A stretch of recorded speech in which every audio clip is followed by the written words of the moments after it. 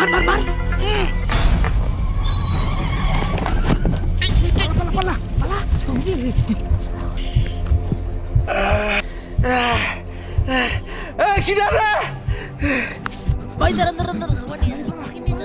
Manager দুপুরের খাবার না দেওয়াতে তারা মুড়ি কিনে দুপুরের ক্ষুধা নিবারণ করে।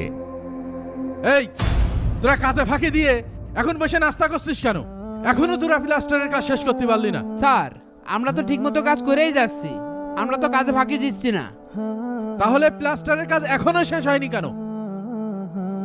স্যার সময়ের সাথে সাথে যতটুকু কাজ হওয়া প্রয়োজন আমরা তো ততটুকু কাজ করেছি।